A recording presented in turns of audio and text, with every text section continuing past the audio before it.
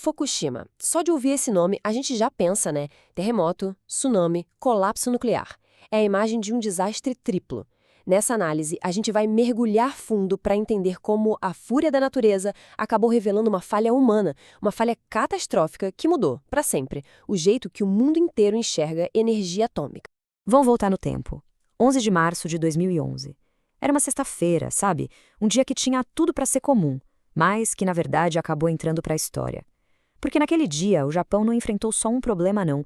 Foram 3 desastres de uma vez. Um terremoto, um tsunami e, para piorar, uma contagem regressiva para um colapso nuclear. Então, a grande questão é essa, né? Como é que um desastre da natureza vira uma catástrofe tecnológica desse tamanho? A gente vai seguir essa cadeia de eventos passo a passo para entender como é que as coisas deram tão, mas tão errado. Então, bora lá, vamos mergulhar nessa história. Olha, para entender Fukushima, a gente precisa primeiro dar um passo para trás e entender o Japão. Pensa bem, é uma nação que vive basicamente numa grande contradição. De um lado, uma geografia super instável. Do outro, uma necessidade gigantesca por energia estável. E quando se fala em instável, não é exagero. O Japão está literalmente sentado em cima de uma bomba relógio geológica. O país fica bem no chamado Círculo de Fogo, uma região onde acontecem mais de 80% de todos os terremotos do mundo. Então, viver com tremor de terra constante fez com que se preparar para desastres virasse parte da cultura, da identidade do país. E o mais curioso é ver como essa vulnerabilidade toda acabou moldando a política de energia deles. O Japão não tem muito recurso natural, sabe? Então eles fizeram uma aposta bem ousada, a energia nuclear. Como dá pra ver aí no gráfico, a energia nuclear chegou a gerar quase 30% da eletricidade do país. Era, no fundo, uma busca para ser autossuficiente. E bem no coração dessa estratégia toda, estava ela, a usina de Fukushima Daiichi. Ela não era só mais uma usina, não. Era um símbolo, sabe? Um símbolo do poder da engenharia japonesa, como se fosse a prova de que eles podiam dominar a natureza. A confiança de que aquilo ali era seguro era, assim, quase absoluta. Pois é, mas essa confiança toda estava prestes a ser testada, e da forma mais brutal possível. A natureza veio com um golpe duplo, uma força tão grande que simplesmente passou por cima de todas as previsões, de todas as defesas que eles tinham construído. Olha só essa linha do tempo, é impressionante. 2h46 da tarde. Acontece o terremoto mais forte da história do Japão. Apenas alguns segundos depois, os sistemas de segurança funcionam perfeitamente, como tinha que ser. Os reatores desligam. Por um momento, um breve momento, parecia que a engenharia tinha ganhado a batalha. Mas o pior ainda estava para chegar. E essa imagem aqui dá uma noção do tamanho do problema. O tsunami, ele gerou ondas de até 14 metros de altura. Isso é muito, mas muito mais alto que o muro de contenção da usina.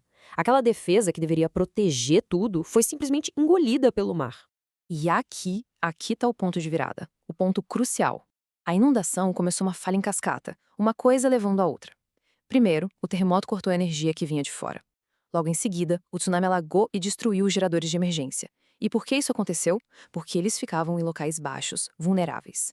De repente, a usina inteira ficou no escuro, sem energia nenhuma para fazer a coisa mais importante, resfriar os reatores.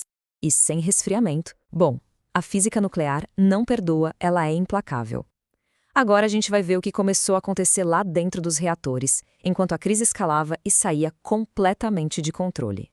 O processo, infelizmente, foi terrivelmente simples. E lógico. O tsunami inunda tudo e causa falha de energia. Sem energia, os sistemas de resfriamento param de funcionar.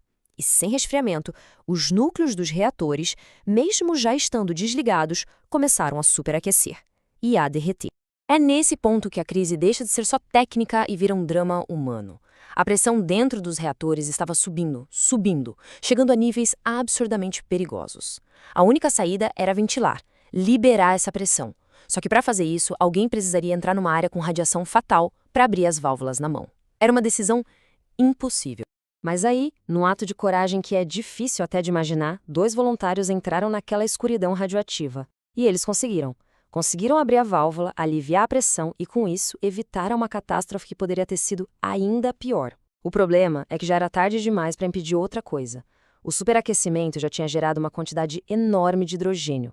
E esse hidrogênio, nos dias seguintes, explodiu. E as explosões destruíram os prédios dos reatores. Com os prédios dos reatores em ruínas, o material radioativo começou a vazar. sem barreiras, direto para o ambiente. O desastre tinha acabado de entrar numa fase nova e muito mais assustadora. A contaminação que chegou no oceano foi algo sem precedentes. Foi simplesmente o maior despejo de radioatividade artificial no mar de toda a história. O impacto ecológico disso? Bom, ele está sendo estudado até hoje. E esse número, ele mostra a dimensão humana da tragédia. Cerca de 20.000 pessoas mortas ou desaparecidas. É muito importante entender uma coisa aqui. A grande maioria dessas mortes foi causada pelo terremoto e pelo tsunami, claro, mas muitas também aconteceram por causa da evacuação caótica, cheia de falhas, que veio depois do acidente nuclear. Sabe, essa história toda poderia ter terminado como um relato de uma luta heróica contra a fúria da natureza, mas não. A investigação oficial que veio depois revelou uma coisa muito mais perturbadora. Essa aqui foi a conclusão da comissão de investigação do próprio parlamento japonês. Vou ler.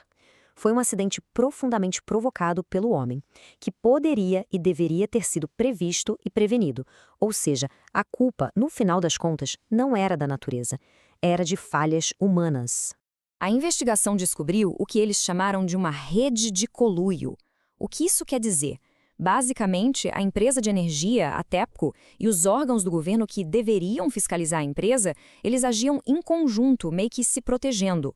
Avisos sobre o risco de um tsunami gigante como aquele já existiam, mas foram ignorados. As defesas da usina, como a gente viu, eram simplesmente inadequadas. E o impacto disso foi global. E foi imediato. A confiança na segurança da energia nuclear despencou. No Japão, como o gráfico mostra bem, a participação da energia nuclear caiu de quase 30% para só 1%.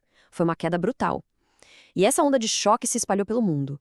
Países como a Alemanha, por exemplo, decidiram abandonar de vez a energia nuclear depois de Fukushima. E o custo financeiro? Bom, é uma coisa astronômica. A estimativa oficial do governo japonês para limpeza, para desativar a usina e pagar as compensações, passa de 21 trilhões de ienes. Para a gente ter uma ideia, isso dá mais de 150 bilhões de dólares. É uma conta que vai ser paga por muitas e muitas décadas. E no fim, a história de Fukushima deixa a gente com essa pergunta, né? Qual é o equilíbrio certo entre o progresso e a prudência?